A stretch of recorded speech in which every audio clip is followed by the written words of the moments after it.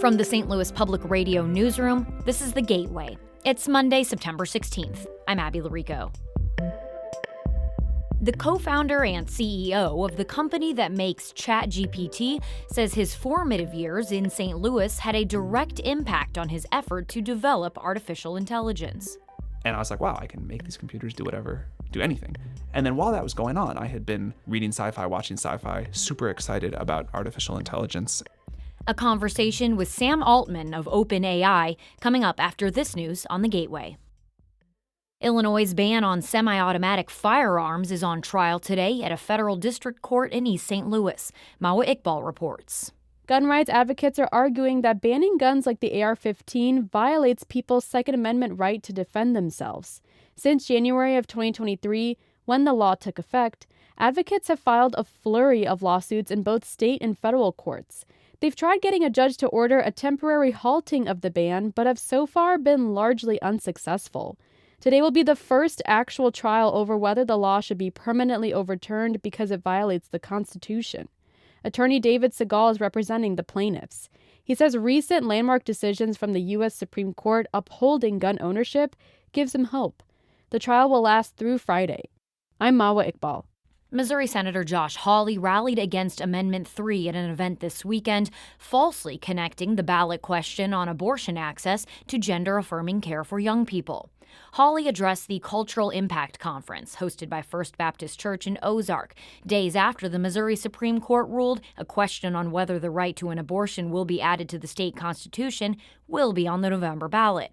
In his speech, he erroneously connected the amendment to health care for transgender youth and practices that are largely restricted in Missouri. This is about an effort to come into our schools behind your backs without your knowledge to tell our kids that there's something wrong with them and to give them drugs that will sterilize them for life, to push them toward procedures that will fundamentally change their bodies irrevocably for life, and there will be nothing we can do about it. Supporters of Amendment 3 and Hawley's Senate race opponent, Democrat Lucas Kunce, have condemned his remarks as false and a distraction. The commander of a VFW post in Franklin County is calling out the state for carrying out a so-called raid on 9/11. The Missouri Independent reports state food inspectors came to the post following a complaint that its bar was selling seltzers that had hemp-derived THC.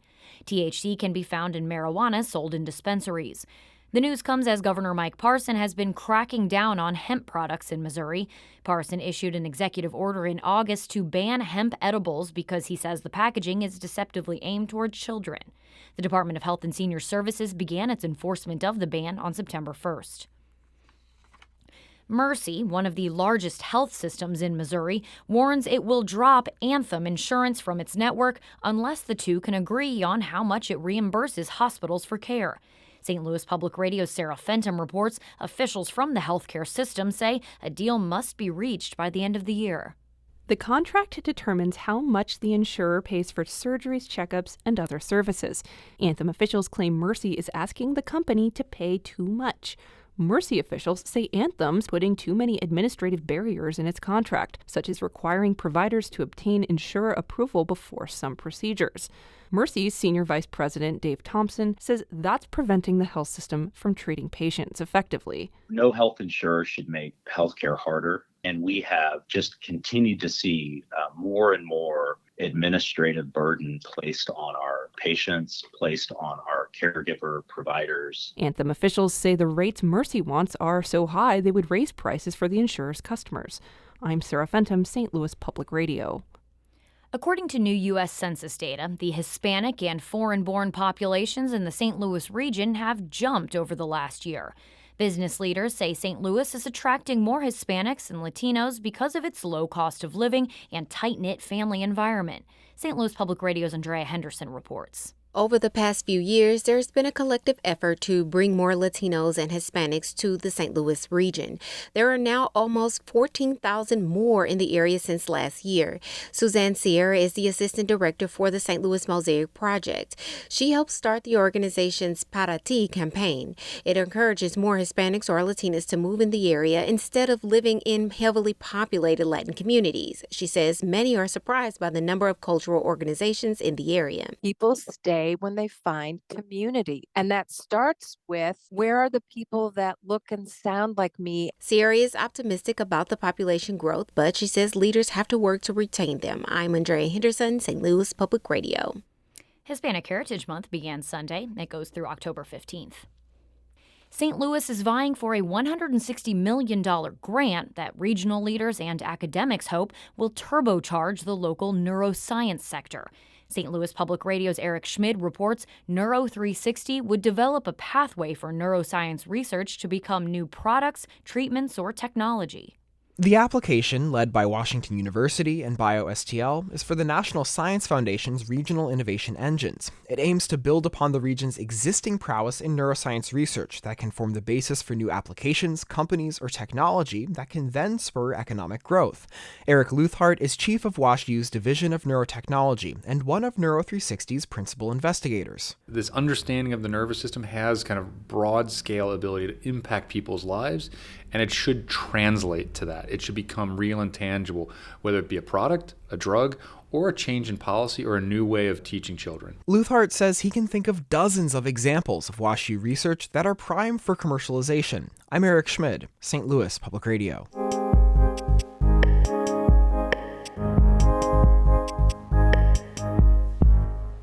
Sam Altman is the co-founder and CEO of OpenAI, the company behind ChatGPT.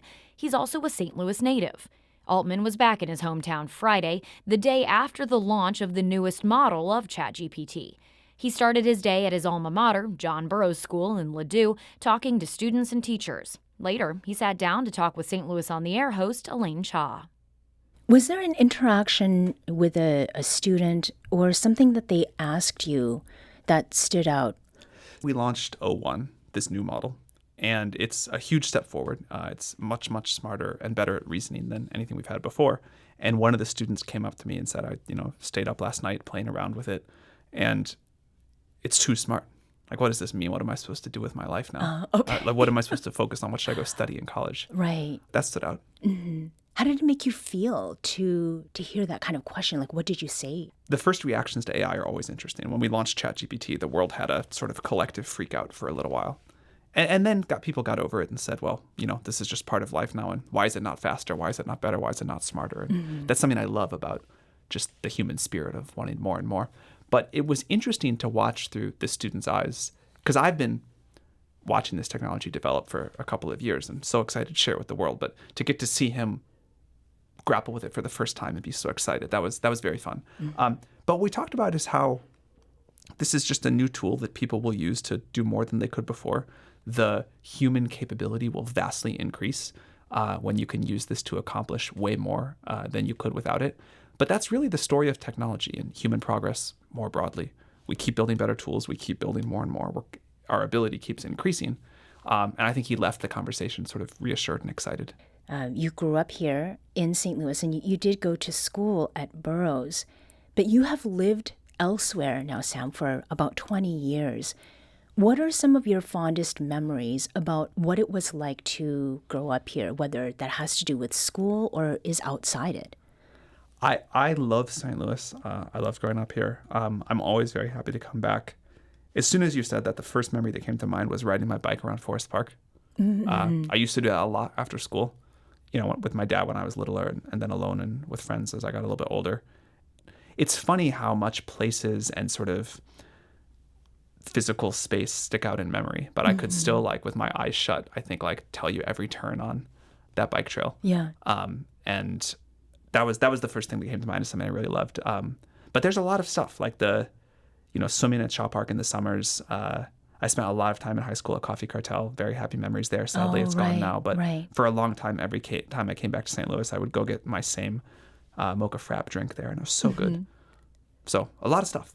Thinking about AI, you had talked about being in the computer lab at John Burroughs.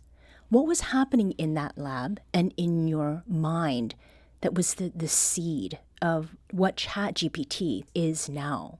So I was a computer nerd basically as long as I can remember. And I was also a sci-fi nerd. So when I went to elementary school, I went to Captain in Clayton. And they had these Apple II GSs. This was a really long time ago, really old computer. But one of the things that I think was so special about growing up at that time and that kind of computer is you could very easily learn to program it. And then I kept being interested in computers, and eventually we got one at home, and I learned to program a little bit more. And I went to Burroughs, and at Burroughs, there was an AP computer science class in that computer lab, and had this amazing teacher, Mrs. Kepchar, who taught us. And there were maybe 16 of us sitting in there on old Macs, and I just thought it was the coolest thing ever. Yeah. And I remember, we talked about sort of memory of physical space. I always sat at the same computer in there, and I still remember where it was in the room and kind of the way the chair worked. And